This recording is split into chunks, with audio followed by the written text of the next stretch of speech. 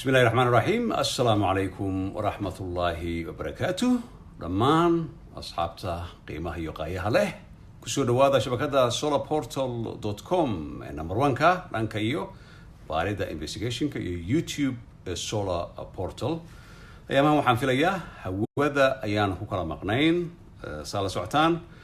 safar ayaan ku jiray wadankeeni quruxda badnaa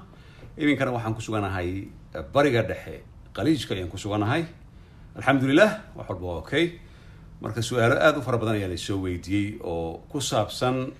maxaa cusub maxaa jira ayaamahan dambe soo awgeed waxaan si sharaf iyo qiimo leh idinkaga codsanayaa in aad sii qaybisaan ama aad share garaysaan si asxaabta kale ee nala daawanaya ama nagu xiran mar walbana ay nala daawadaan tan kale haddii aadan saaxiib igula ahayn facebook waxaa samaysaa followers-ka soo gal wuu buuxsamay insha allah waa mahadsantihiin waxaan ka hadlaynaa arrimo xasaasi oo muhiima saa la socotaan waxaa xabsigii laga soo daayey qalbi dhagax ayaa la soo daayey oo aniga saa la socotaan ka sameeyey ilaa iyo 8 barnaamij oo 10 bilood xirnaa ayaa iminka alxamdulilah ilaah baa mahadle oo qoyskiisa uu kusoo laabtay xabsigana laga soo daayey markaasaan la socno arrimaha qalbi dhagax xoogaa way yara dameen ayaamihii dambe way yara dameen laakiin dadku si fiican ayay u warqabeen haddana soo daysmadiisa waxaan filayaa majority dadka ugu badan ee soomaalida ah in ay aada ugu farxeen marka arrimihii way soo laabteen markay soo laabteenna aad ayaa loo hadalhayaa waxyaabaha soomaalidu ay aadka u hadalhayso waxaa mar walba wanaagsan in maaragtay dadka aan la wadaagno waxaan ognahay marka su'aalaha ugu badan ee la soo weydiiyey waxay tahay qalbi dhagax ayaa soo daayey ee qaabkee loo soo daayey runtii waxyaabo badan ayaa la dhex maray laakiin inta badan anagu waxaan nagu taqaanaan solar portal haddii aan nahay wixii xaqiiqada u dhow ee aan ognahay aan xaqiijin karno in aan soo sheegno horta waa la soo daayey markii hore xabsi guriyuu ku jiray hadda laakiin sida la soo sheegay waxaa la siiyey xorriyadiisa oo buuxda ayaa la siiyey qalbi dhagax wuu hadlay 2 jeer 3 jeer ayuu hadlay runtiina waa markii ugu horeysay dad badan ay maqlaan hadaladiisa qaabku u hadlan wuxuu ahaa qaab dadka aad u soo jiitay ma ahayn qof bitter ah ereyga bitter waa af ingiriis qof xanaaqsan oo ma aragtay la dhibaateeyey oo afka furtay ma noqon wuxuu noqday qof ka hadlay midnimada Soomaaliyeed dadku inay isku diin yihiin isku dhaqan yihiin isku xulba yihiin la doonayo dadka Soomaaliyeed in la mideeyo la isu keeno runtii dad badan ay ka farxisay waxay ugu farxisay dad ayaa sugayay in qalbi dhagax markuu soo istaago uu noqdo qof xanaaqsan oo maaragtay ka hadla waxyaabo aad u fara badan oo maaragtay marka aan munaasib ahayn ilaa isaga laga arko la yiraahdo sidee wax u dhaceen marka qaabkee loo soo daayay muhiimaddu waxay tahay qaabkii loo xiray qof walba waa ogaa mas'uuliyadda meeshay ka timid laakiin barnaamijkii 8aad kii ka horeeyay 7 ayuu ahaa aan ka sameeyay arrinta qalbi dhagax iyo dhibaatada loo geystay waxaan ka hadlay timeline ahaa xilligaas in qalbi dhagax aan maaragtay aan xilliga la xirayay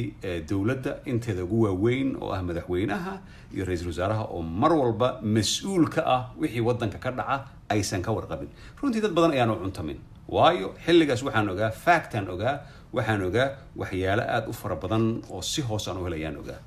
marka muhiimaddu waxay tahay inaan kala saarno qeyre iyo farmaajo wadanka mas'uulka ma yihiin yes iyaga ka mas'uula wax alla wixii dhaxatay haddaysan ogeen mas'uuliyadda iyada agtala taas hadal kale kuma jiro laakiin isla xilligaas waxaan sheegay in dad ajenda kala watay arrimo kala wada watay dantooda qaaska watay in madaxdii ugu sareysay wadanka ay maaragtay ay ka hoos bixiyeen xilligaasna waxaa loo baahnaa in ingiriisku wuxuu yidhahdaa roll head must roll ama dad badan in shaqadooda inta laga eriyo maxkamad la saaro iyagana xabsi lagu aruuriyay ahayd laakiin dadka inta badan ka hadla arrimaha qalbi dhagax xilliga la xiray waxay yiraahdaan damage ama dhibaatada ugu weyn ee dawladda Soomaaliya xilligaas soo gaartay waxay ahayd markii ay yiraahdeen ONLF waa argagixiso iyo markii ay yiraahdeen qalbi dhagax wuxuu ahaa argagixiso taasna dhibaato waaba ka sii weyneed qabashadii la qabtay qalbi dhagax marka waxaan ka codsanayaa si qaybiya intaan waqtiga yaraan haysano insha Allah marka ma la aaminsan yahay yaa aaminsan in ONLF ay tahay argagixiso anigu barnaamij badan inay ka sameeyay ogtiin anigu ma aaminsani mana aamini doono mara dhacaysin aan aamino waxaan aaminsanahay inay ka dhasheen jabhadda xornimadoonka Soomaali galbeed inay ka dhasheen ilaa maantana ay yihiin taasna aaminsanahay qofkii ra'yi ka duwan wata isaga ayay jirtaa marka arrimahan waqti hore ayay bilowdeen laakiin waxaa muhiim ah in safiirka Soomaaliya u fadhiya safiirka Ethiopia u fadhiya jamhuuriyadda Soomaaliya jamhuuriyadda federaalka Soomaaliya Jamaaludiin Mustafa Cumar uu yiri dowladda federaalka ayaa marar badan naga codsatay dad aad u badan uma cuntanto arrintaas laakiin tan ugu weyn oo lagu soo daayay ilaa iyo hadda dadku way ku jahawareersan yihiin waxaan xasuusanaa inuu xirnaa 10 bilood waxa kale xasuusan bishii May bilowgeeda in Axmed Madoobe oo ah governorka Jubaland uu ugu tagay meel guri ku xir ah oo ku sugnaa markaas barnaamij anoo Abu ku sugan aan barnaamij ka sameeyay dad badan ay ka helin barnaamijka laakiin waa xorriyadda warbaahinta dadka inta badan kama wada qoslisiiso marka waxa ugu weyn oo horta qalbi dhagax lagu soo daayay oo fact hadaan ogahay waxay tahay in ay ka timid isbedelkii ka dhacay bishii April waddanka Ethiopia la socotaan waxa la doortay Dr. Ahmed shakhsi Oromo ah ayaa la doortay wuxuu sameeyay reform ama isbedel aad u weyn ay waddanku ku sameeyay isbedelkaas oo dad high profile ah dad waxaad ka hadlaysaan qalbi dhagax ka si high profile oo ka si magac dheer oo ka si maaragtay laga soo daayay yaa kamid ah waxa kamid ah shakhsigii isagoo transit ku ah oo imaaraad ka yimid oo transit ku 2014 Yemen inta ciidamada sirta ah ee Ethiopia ay ka afduubeen Yemen oo magaciisa la yiraahdo Andrew Choteseke ayaa kamid ahaa shakhsigaas wuxuu ku jiray category waxa kale ku jira wiil Soomaaliyeed oo runtii si arxan darro ah 20 sano xilli ku dhow lagu hayay waddanka Ethiopia Bashir oo markii dambe la soo daayay waxa la soo daayay kumaan kun ayaa la soo daayay marka shakhsigan Dr. Ahmed ay yimid wuxuu rabay reform aad weyn uu sameeyo oo markii dambe xataa aan aragnay dhibaato ay ka soo gaari lahayd oo bam lagu tuuray asbuucyadii la soo dhaafay marka taas mid bay ahayd dowladda Soomaaliya way isku dayday marar badan in ma aragtay ay cadaadis ay saarto laakiin dowladdii hore ee ka horeysay Dr. Ahmed runtii malayn maayo xataa dhig inay jalaq u siisay in soo daymada qalbi dhagax iyo dadka kale marka dad badan oo ma aragtay xataa lagu eedeeyay isagu waxay yiraahdeen urur dagaalamaya ayuu maartay xubinka ahaa ama uu la dagaalamay laakiin dad waddankaas yirib intay meel soo fadhiisteen meel public ah meelaha public ah dadka isugu yimaadaan ayaanu qarxinaynaa dhibaatanu geena dadkaas ay xabsiga laga soo daayay oo xabsi daa'in lagu xukumay qaarkoodna dil lagu xukumay tusaale ahaan Andrew Choteseke waxa lagu xukumay dil toogasho ayaa lagu xukumay marka taa ayaa ugu horeysay oo la yiri haddii la doonayo ONLF in laga saaro magaca loo xareeyay oo loo geliyay la yiri waa irhaabiyiin ama waa argagixiso waa in dadka maxaabiista ah ee loo xiray inay ay xubin ka ahaayeen ONLF la soo daaya taasna markay waxay sababtay in qalbi dhagax oo inta aan la xirin ka hor ku noolaa magaalada Muqdisho si xorriyad lagu noolaa markii dambena la og yahay gobolada dhex laga soo xiray oo dadkii la soo xirayna qof walba uu maaragtay tilmaansan karo haddana ay noqotay sheekada dadka intooda badan iska dhaadhicay inay tahay qalbi dhagax waa la soo qabtay waa la xiray inta kale ma doonin inaan dhageysano taasna maaha wax walba waxay leeyihiin timeline dooni ma inaan ku laabto Solar Portal YouTube-kiisa ayay ku jirtaa marka waxaana farxad leh runtii horta in la soo daayo dad badan ayaa ku farxay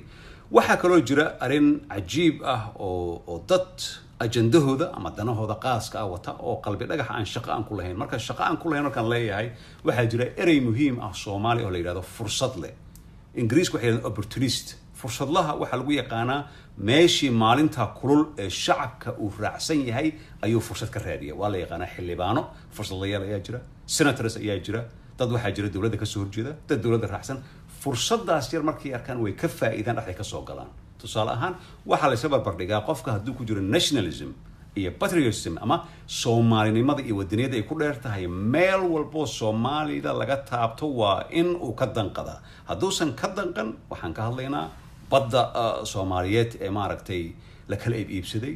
dekadaha la kala iibsaday qalbi dhagaxo la dhiibay meelaha la qarxiyay dadka la rafaadiyay Kenya darbiga dhistay waa in isku si aad u aragtay ilaa adigu waxa ku wada nationalism waxa ku wada wadaniyad Soomaali iyo calanka buluuga ee shalay loo dabaaldegay konton isdeed sano ayaa ku soo kicinaysa laakiin marka tahay xildhibaan ama senator ama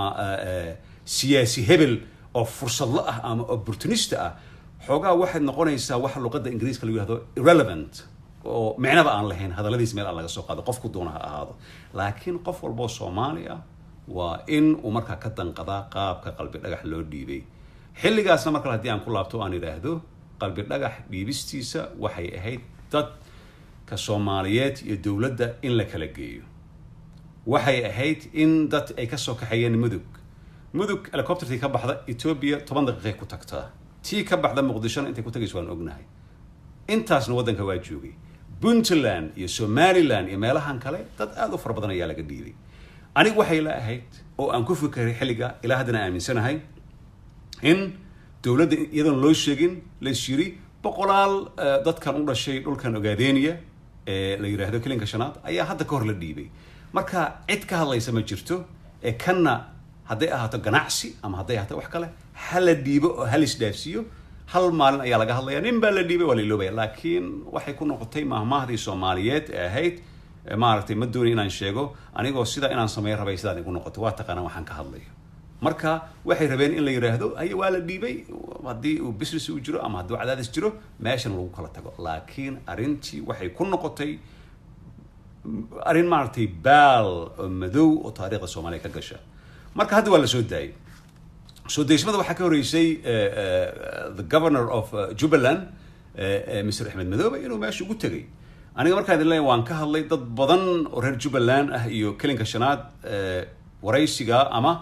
live-ka anday umaysan bogin waxay yiraahdeen waxaad wax ka sheegtay Jubaland waxaad wax ka sheegtay kilinka shanaad waxba kama sheegin runtaan sheegay runtana Soomaalidu waxay tiraahdaa ragga kama naxiso waxaan iri madaxweyne Xaaf iyo madaxweyne madaxweynaha Hirshabelle muxuu ugu tagi waayaan iri meeshu ku xiran yahay hadaysan wax jirin tolnimo hadaysan jirin taas waa fact laakiin inta badan kama hadalno waa hadii aan galabta aan iraahdo qabiil hebel hadii aan iraahdo waxa la leeyahay warninkii ma waa qabiil ku hadlay laakiin wadankii systemkii ninka shaah isla cabaystaan ninka isku tareen raacisaan ninka isku diyaar raacisaan intuusan ku dhihin assalaamu calaykum muslim baa tahay wuxuu ku leeyahay in adeer halka ka soo jeeda marka waa the fact of life marka sababtu ugu tagay waxay tahay waan ognahay wixii imaaraadka ka dhacay oo Jubaland iyo Puntland imaaraadka u tageen xilligaana dadka Soomaaliyeed kuma faraxsanayn runtii marka saad ogtihiin Mr. Ahmed Madoobe waa shakhsi kanin ah oo maaragtay oo qalbigiisu aad u dhisan yahay oo siyaasi bisil marka tanna maanta hadii qof dambiga ugu weyn Soomaaliya uu ka galo uu yiraahdo qalbi dhagax baan isla soo sawiray ama soo wareysay ama xabsi ka soo daayay ninkaas hero ayuu noqonay automatically marka waxyaalahaas ayaa la doonayaa in qof walba uu ogaado marka hadda maxaa dhacay waxyaalaha ugu muhiimsan ee hadda dhacaya waxay ka mid ah bal meel ku qorta meelna ku save gareysta meelna ku keydiya waxa dhacaya inta badan dadka xamaasada ay hayso ee social media soo gal waqti kuma lumiyo runtii waayo isku jahlo ma socdo waxaana ka wada la isma fahmayo dadku isma fahmaan inta badan dad xamaasada ayaa wada dad qabiil ayaa wada dad siyaasad ayaa wada qof meel ayuu u socdaa laakiin dad waxa jira aan aad u qadariyo wariyaal ah professional wax yaqaana ayaa waraysi gaaban ayaa waxa siiyay qalbi dhagax ayaa siiyay waraysigii aad ayaan ugu kurgalay waxaan ka hadlayaa Cabdimalik Muuse Coldoon ayaan ka hadlay Cabdimalik Muuse Coldoon ma ahan dadkan wariyaashan qootada oo iska hadlo meelaha iska taagan oo ra'yigooda wata ma ahan wariyaha sala socota dadka bartay iyo kuwa kale ra'yi male marka Cabdimalik waraysi dheer ayuu ka qaaday kulli waraysi kalena wala sameyn doonaa wuxuu yiri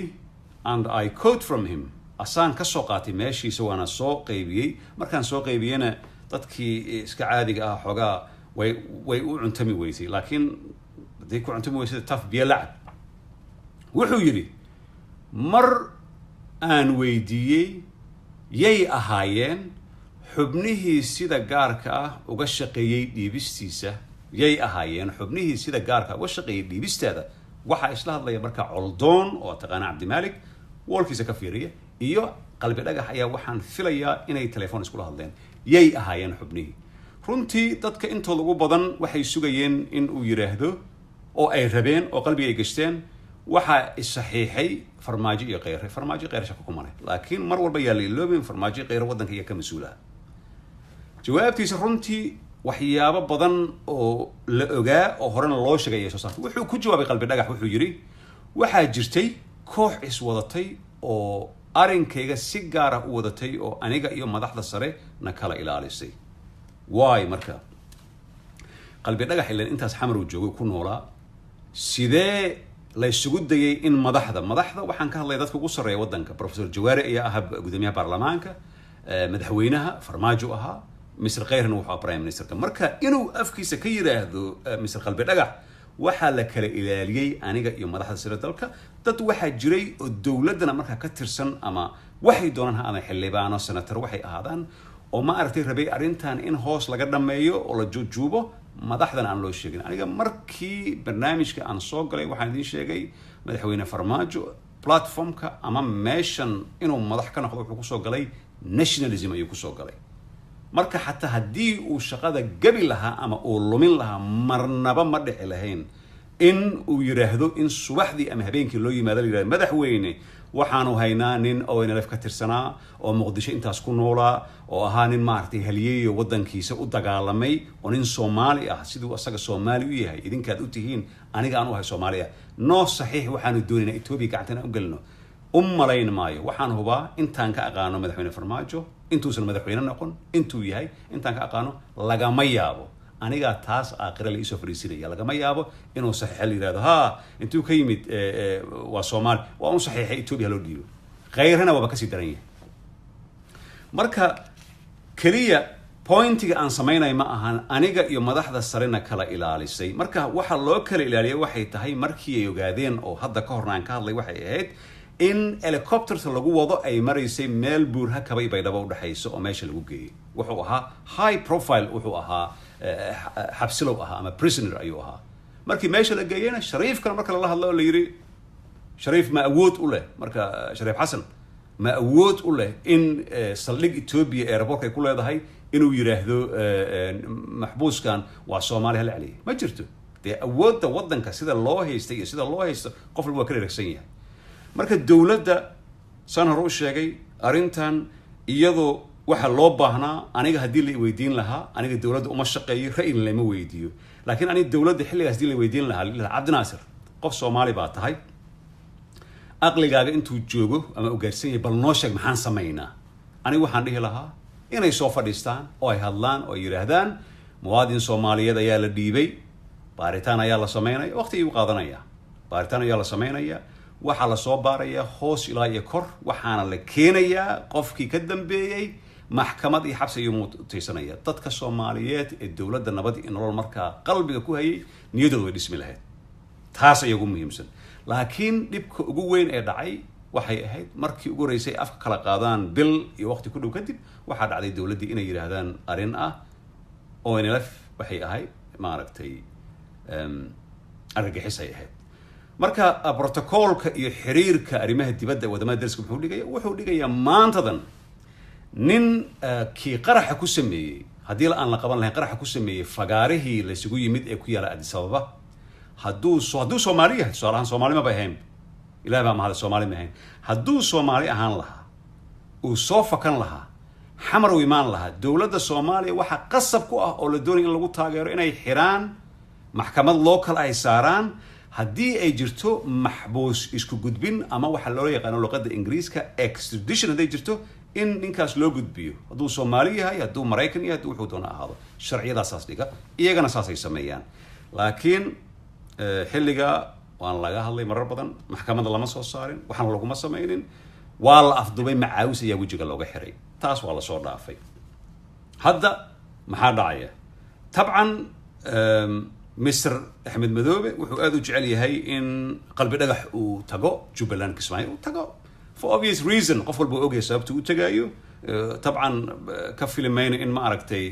xarayaale iyo gurceel inuu tago cidna ka filan mayso systemka iyo qaabka wadanka uu yahay marka aniga waxaan kaliya oo aan ka soo horjeedaa in uu noqdo bargain uu noqdo qalbi dhagax hadda waa dad badan oo Soomaali ayuu gees u yahay ama hero u yahay laakiin hadii loo isticmaalo political football ama siyaasad loo isticmaalo waxay noqonaysaa ma aragtay arin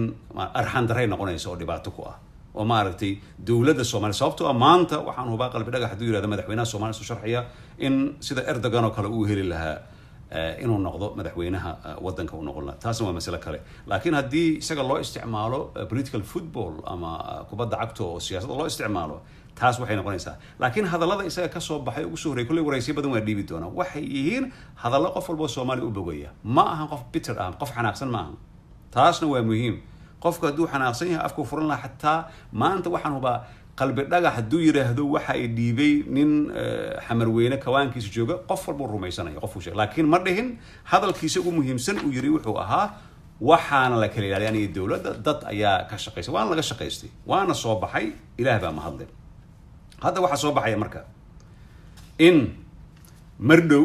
markii waraysiyo waaweyn laga qaado dad oo maaragtay ay ka qaadaan oo balance ah oo wariyaasha ah oo la yaqaano ay ka qaadaan wariyaal aad u fara badan ayaa jooga oo dad dhexdhexaad ah ay ka qaadaan markaasaa la weydiinayaa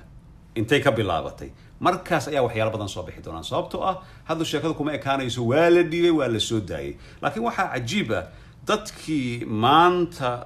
oo iska dhigay nationalism ama iska dhigay dad hadduu alla ku roon yahay ah inay waddanka soomaaliyeed ay aada u jecel yihiin oo wax walba ay yihiin oo aanan ka hadlin derbigii oo kenya dhisatay baddii xasuuqii aan ka hadlin oo doonayaan oo yidhahdaan fursaddan aan ka faa'iidaysano kuwaas filinkooda wuxuu gubanayaa marka qalbi dhagax uu hadlo uu sheego ilaan isaga qof ka xogogaala ma jiro oo soomaaliya markii laga soo qabtay mudug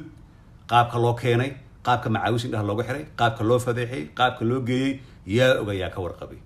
laakiin waxyaalaha hadda soo baxaya safiirka tabcan etoobiya ee soomaaliya jamaaludiin mustafa cumar wuu hadlay wuu sheegay laakiin hadalkiisa runtii aniga meel ka soo qaadi maayo sababtoo ah dowladda soomaaliya marar badan ayay weydiisatay taas media ayaan ka aragnay inay weydiisay in la soo daayo marka haddii la soo dayn lahaa doctor axmed kahor waxaan dhihi lahaa dowladda soomaaliyeed ayaa 90% laakiin hadda inta ugu badan doctor axmed ra-iisul wasaaraha etoobiya ayaa ah qof doonaya in waddanka isbeddel aada u weyn ku sameeyo marka taas ayaa muhiimadda ugu weyn oo la doonayo qof walba inuu ogaado ay tahay marka ma doonayo inaan ku dheeraado cayaartii brazil ee mexico ayaa soo socota asxaabta aadka u faraha badan barnaamij kale ayaan ka sameynaya insha allah xilliga muhiimka haddii la gaaro waxaan gelinay Turkish Airlines horta runtii aniga waxaan ku noqday saa la socdaan obsessive waxa dil uu noqdo qofka waali ayaa ku imaanaysa waayo Turkish Airlines waa diyaaradda kaliya ee hadda waddankeena tagto international ah hadda ma jirto diyaarad Dubai ka baxdo ama ka soo baxdo xamar diyaaradihii ilaa iyo bisha September way buuxaan waddankana market ayaa yaala monopoly dad buu u xiran yahay market suuq aad weyn ayaa yaala laakiin ma anaga waalan misaadan ayaa laga haysayaa aniga hadda Turkish Airways ayaan soo raacay hadda korna waa la socotaan bishii la soo dhaafay hadday dhamaatayna waxaan tagay balan aan lahaa idin sheegay oo ahayd in cod aan u duubo si iskaa wax u qabso aan ugu duubo garoonka Atrop waayo iyaga xataa eedagay leeyihiin Turkish Airways eeday leeyihiin waxay tahay service-kooda ma fiicna tikityadooda waa qaali waxa factor oo run ah tikitka London to Melbourne Australia or return iyo tikitka London to Mogadishu to London waxa qaalisan kan oo Mogadishu lagu tagaa qaalisan adduunka lagama maqlin marka taasna haddii diyaaradii Somali Airlines ayaa imaanaysa la yiraahdo xogaa wax isbedel ayaa dhici lahaa laakiin taa waxa ka horeyso hadda ka horna laga hadlay oo aan aragnay haddana aan soo arkay waxay tahay in aan noqonay lamana dhihi karo dad ayaa waxay yidhaahdeen dadkan waa mardhoof ma ahan dadka diyaaradda saaran mardhoof waa dhaqan Soomaalida maybe laga yaabo inay ku cusub tahay waxa dhacday diyaaradii markay ay soo baxday hadda korna waan sameeyay laakiin waxaan islahaa I hope videogi 200 kun qofood ayaa daawatay maybe dadka way noqonayaan laakiin waxaaba ka sii darnayd gabadha waxay tiri dad people af ingiriisiga ku hadlaysa gabadha waxay tiri dad waxa laga yaabaa aan musqul aan gelin 7 days qofka bani aadamka haddii uu maaragtay waxa jirta A and B A-ga waa tan biyaha B-ga waa tan kale ma doonayo inaan dadka qaarkood hadallada qaarkood aan yiraahdo kan biiga ah qofka bani aadamka ah waa nooc doona ama xayawaanka haddii asbuuc ama 5 maalmood ama 4 maalmood aanu saxaroon waxa dhacaya in caloosha contamination oo ka dhacayo qofkaas duu musqusha aado diyaarad gudaheeda iska dhaafe xaafadoo dhan waa buufinaya qofkaas markaa waxa dhacday diyaaradii markay ka soo kacday magaalada Djibouti markay ka soo kacday ilaan xamar iyo waxay u socotaa half an hour ay u socotaa Djibouti markay ka soo kacday diyaaradii musqushi saf ayaa loo galay dad weyse qaadanaya waan iska fahmi karaa laakiin aniga conceptiga weyse qaadkaan fahmi waayay conceptiga aan fahmay waxay tahay haddii airportka ama gurigaaga aad weyse ka soo qaadatid sigsaan ay kugu jiraan oo weysadii ay kaa jabto musqushi aad gashid ama wax kugu dhacaan waxaan naqaanay on lagu soo koriyay lagu soo barbaray in qofka uu weysaysto wajiga inta lugaha sigsaan dushooda saan u maray taasaan lagu soo koriyay laakiin in musqushi guri ma aqaana dadka guryahaasi u nool yihiin anyway waxa dhacday diyaaradii markay soo kacday dad badan ayaa sana dadka I feel sorry dadka gadaal meesha ugu dambaysa kuraasa fadhiya aniga inta badan diyaarad ma rabtaa 24 hours kor intaan la gaarin online ka gal waxay tiraahdaa waxaan fadhiisanayaa qaybta hore gadaal isku fadhiisanay gadaal iska daaya anagoo hore fadhinay ayaa waxaa la dareemay in neef xoola uu ku dhex dhintay oo kale ayay noqotay oo meesha uu ku baqay diyaaradii dadkii oo dhan weydiiyay dadkii nala saarnaa diyaaradda waxay soo baxday khamiiskii 28 ayay soo baxday dadkii dhan sanka saa loo wada qabsaday gabdhihii oo inay matagayan kusoo dhow yihiin qofka haddii oo lasoo qabtay ma iscelin karaa maya laakiin haddii lagu jiro meel claustrophobic ah oo saan u xiran lagu jiro dee aeroboortka muqdisho si buufi intaad diyaarad 8 sac la saarnay dadka usoo buufin lahayd tissuegi meeshay waxay la taagan yihiin bahalay la taagan yihiin hostesskii qof Soomaaliya ka soo baxay buuf waxa isku darsamay calooshii oo la isticmaalin asbuuc refreshingkii bahalka refreshka saan markuu isku darsamay iyo wuxuu soo saaray odor ama wuxuu soo saaray oo ma aragtay oo xataa barfuun oo dadka lagu dilo lagu sameyn karo ayaa ka soo baxay runtii anigu aad baan u xishooday nin baa ii mid wuxuu Cabdinaasirow maalinta arrintaas ka hadlaysa waan kula yaabsanaa ninkan kibir badnaa buu aniga horta ma kibir badin maayo runtaan arkaa laakiin Soomaali haddana runta ma rabin ka sokow biyihii ka sokow waxa dhacday in diyaaradii markay soo kacday Djibouti 1 hour ay socoto musqushi markaan galay neef meeshii biyaha ay ka soo baxayeen neef gabadhii baan idhi biyo ma labaan meeshan maxaa lagu isticmaalayaa impossible way tiri biyahan waxa loogu talagalay tiri in lagu gaaro ilaa iyo bahalkii Istanbul airport lagu gaaro maxaa dhacay waxay tiri there's a gentleman who was doing metsabani waxay tiri half shower waxana is impossible baan half shower diyaarad oo cirka maris lagu sameyn karaa how marka waan fahmay wuxuu sameeyay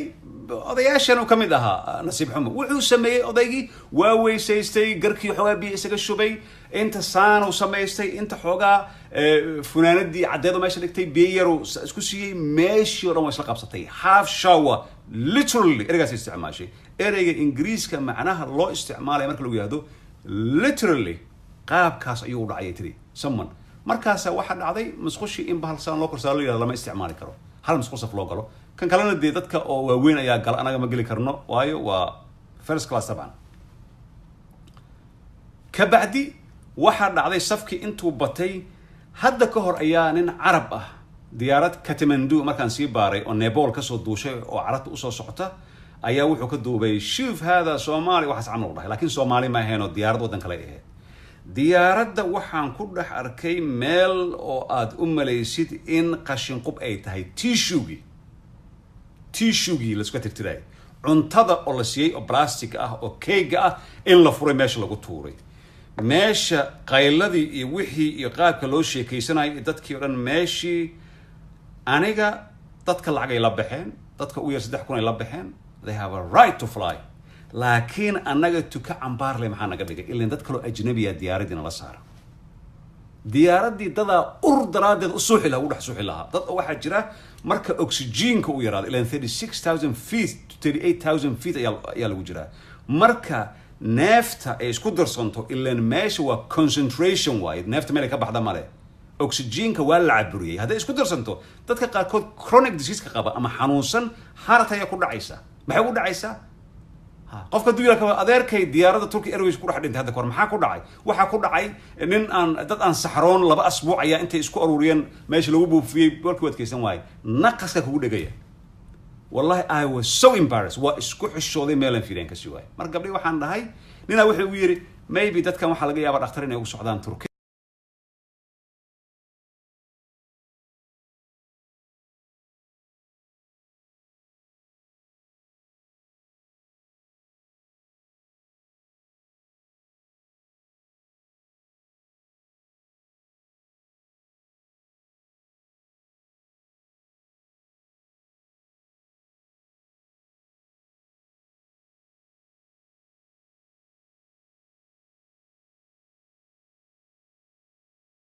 waxaan u jeedaa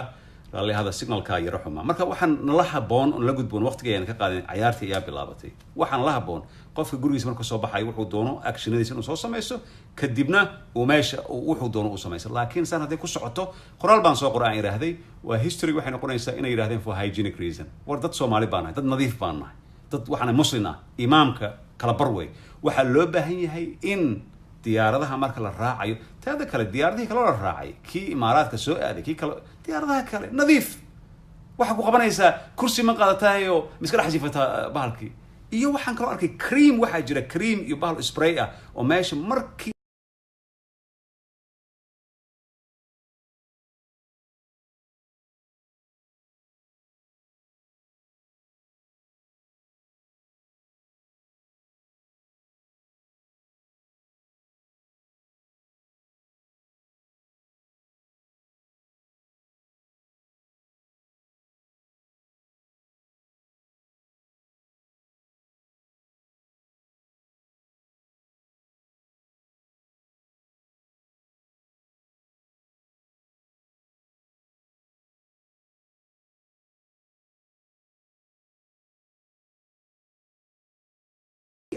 hal hays looga dhigtaa marka waxaan rabaa inaan kusoo afjaro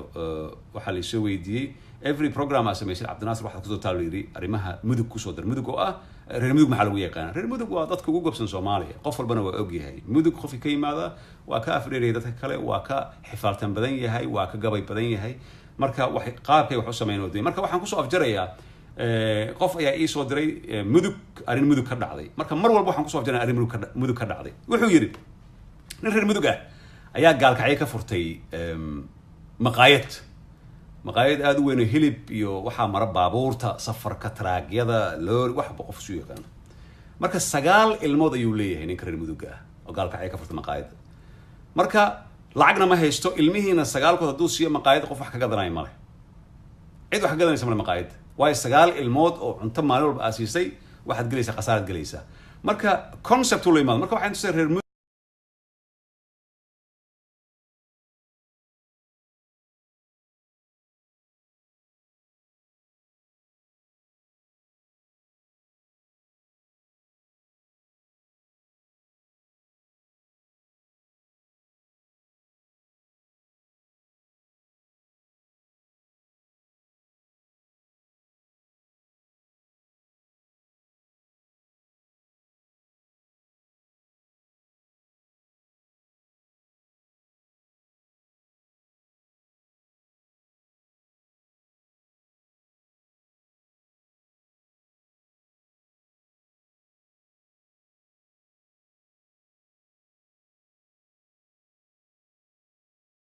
kale adeerka gacanta la geli ayuu leeyahay marka